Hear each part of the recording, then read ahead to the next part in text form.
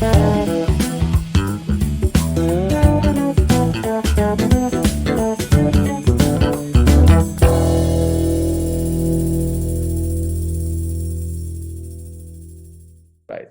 Maxime, how are you? Very happy to have you على هذا البودكاست. Thank you for your time.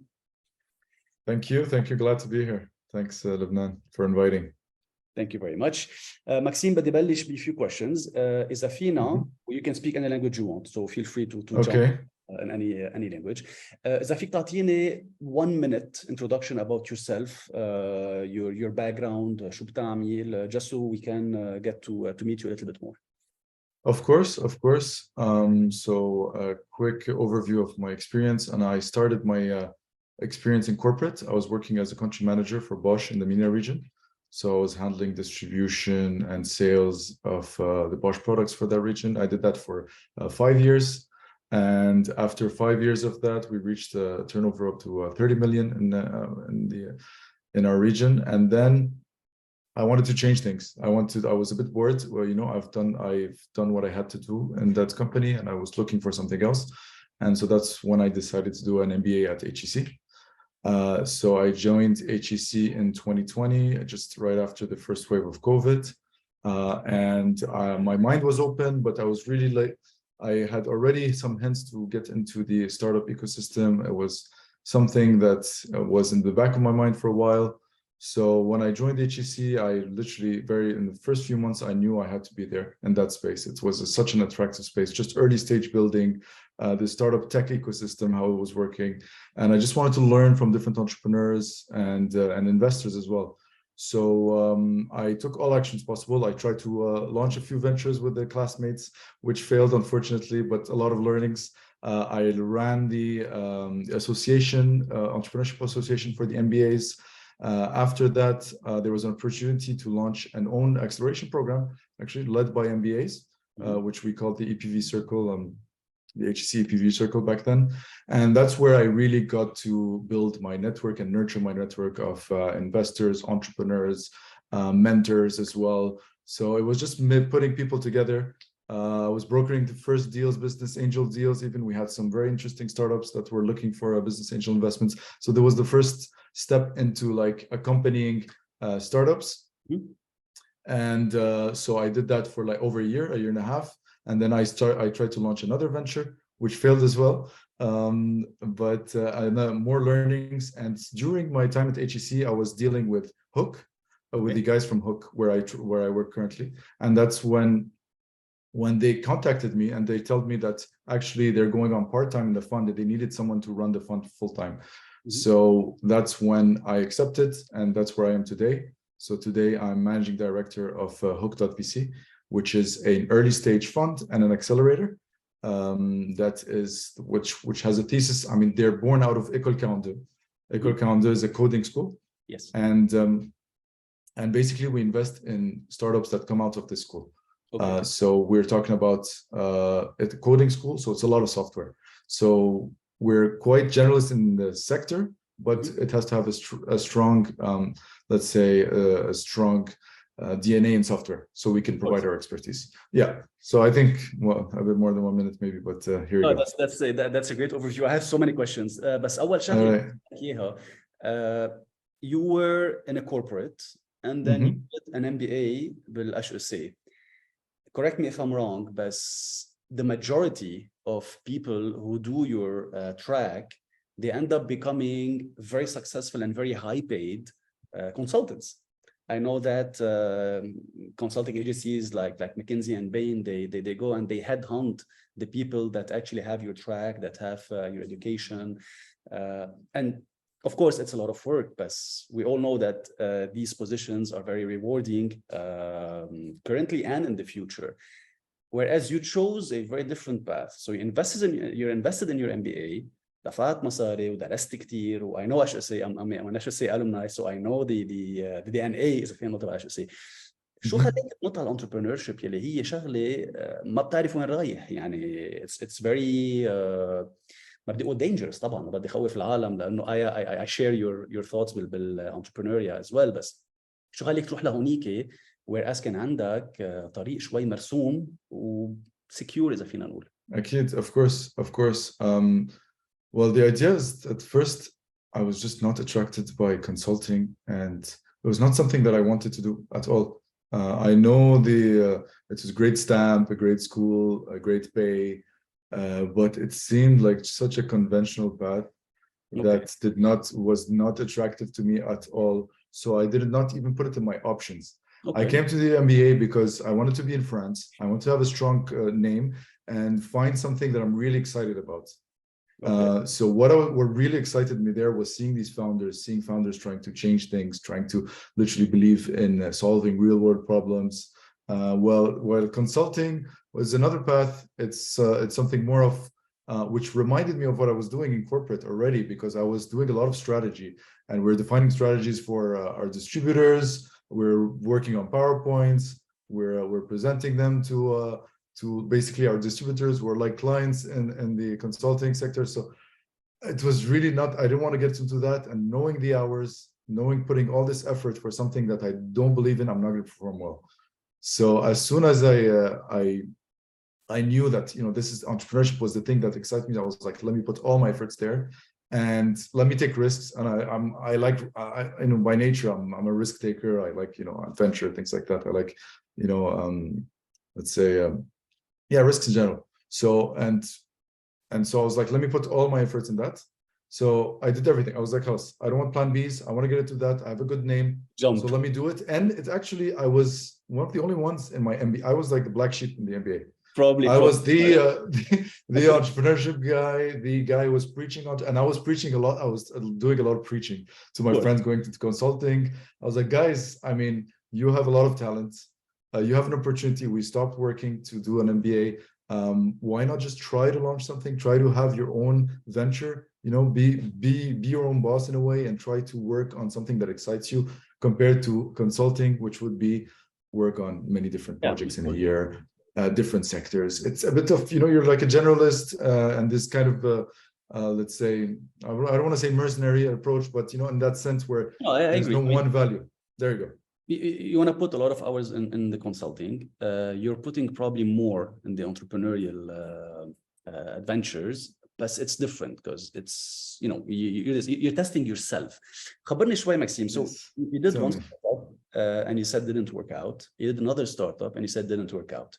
From those startups, مش رح اسالك شو تعلمت منه لانه probably ما بيخلصوا الليسته، بس سمي لي شغله وحده من وقت ما وقفت الستارت اب اول وحده، شو خليك تعمل another startup؟ يعني where did you get the courage to kind of redo it all over again? It's very easy because I didn't reach where I wanted to reach, honestly. Like it was just a taste, and because I had issue with my co-founders, my co-founder, just wasn't interested in the project anymore. So I was like, shit, I mean, we advanced and then it broke up naturally. So there was this sense of I didn't get this real experience of actually trying to launch something. So that's why I tried again, and same issues. Actually, this time it's not that my co-founder dropped out. It's we didn't have the same mindset and execution mindset, I would say. Okay. Like, in terms of analytics, in terms of just trying things and just going in the market. So we had these kind of differences. That's why I did it again, because I was still hungry to to actually succeed and try something. And now that you work in Hook, so you became FVC. Obviously you're an entrepreneur.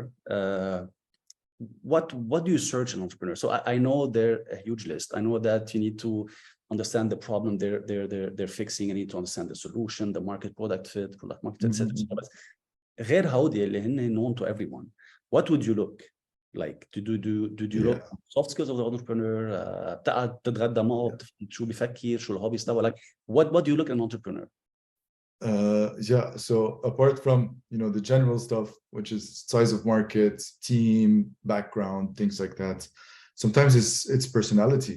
I think really it's personality and the ability to convince, which is going back to storytelling. And does this guy have a nice story to tell? Would this guy be able to convince me on what he's working at? And because this strength is so important, which will come time and time again, whether it's finding a co-founder whether it's raising your first funds, whether it's hiring your first employees, you need to have a good story and you need to inspire. And I think that is a very important skill that me personally, I look at a lot. So you'd say storytelling and the ability to sell are extremely important features for an entrepreneur. Yes, definitely. Yeah. Especially that the founder-led sales, which is going to be basically sales done by the founders, is so important in the early days and to get this first traction to prove things. So you're going to have to sell to clients, you're going to have to sell to investors, you're going to have to sell to first hires. And that's, of course, very important. I'm curious to know, the question just popped up in my head. Can you compare being an entrepreneur to being a VC? Like, is it something comparable? Well, totally different words. Me personally, right now, I feel like I'm still in a startup. It's a small fund. There's a lot to do. I have a lot of pressure, of course, and we don't have a big team. We're like 3. So and 2 of them are like, so we're 4 today. 2 are part-time, and it's me, and we have an associate as well that just joined. So it's very much, I feel like a startup, honestly. I mean, maybe we don't have the same metrics, maybe we don't have to sell the same way, but in terms of let's say the efforts put and having this global view and having to sell also to founders and things, I feel it's honestly very similar in my position. And now if I was maybe associate or a senior associate or like a principal at this huge VC, I would be able to give you these differences. But today, because I'm the head of a small structure, I really feel still in the same kind of pressure and the same kind of dynamics. All right. And about a couple of questions, and then I'm for you. So a lot of entrepreneurs, the first time entrepreneurs, they have a little bit of a difficulty in creating a pitch. And أنا بتذكر أول pitch عملتها, I was young and it was in 2011. I didn't know how to use PowerPoint then. Go figure. لأن أول startup عملتها كانت in video gaming, so very different from the So ما عرفت شو بدي أعمل. What advice would you give these entrepreneurs? They know their market very well. They know their product they want to create, and they know how to sell, but they don't know how to construct a pitch. What would you suggest for these people to do? Very good question. For pitching, we were just also reviewing a pitch that one of our startups was going to pitch to some big VCs. What we say is stick to the essentials, stick to the big messages, like why, whether it's the problem and the product. And sometimes I see a lot of people trying to do too much in pitches, and going too wide on let's say their distribution or or details onto what they've done until now, or like where they came from. I mean, I would say make it like short, concise, and have this key message per slide. Of course, there's this technique of having this one key message per slide, and don't go above 3 minutes to pitch, because VCs don't want to, if they're interested, it's now. It's the 2-3 minutes that will count. If you go and talk for 15 minutes, it's not worth it, because you don't know if there's going to be an interest, and the job will be already done within 3 minutes, in my opinion. So short, I would say short, be concise, one message per slide, and don't go too deep into the details. And I think the big question to answer is like, why now? Why is now this is the right opportunity? Which is the hardest question probably to answer correctly. Exactly. And then it's case by case. But really, I feel that sometimes it's like you need to keep the attention of the investor or whoever you're talking about.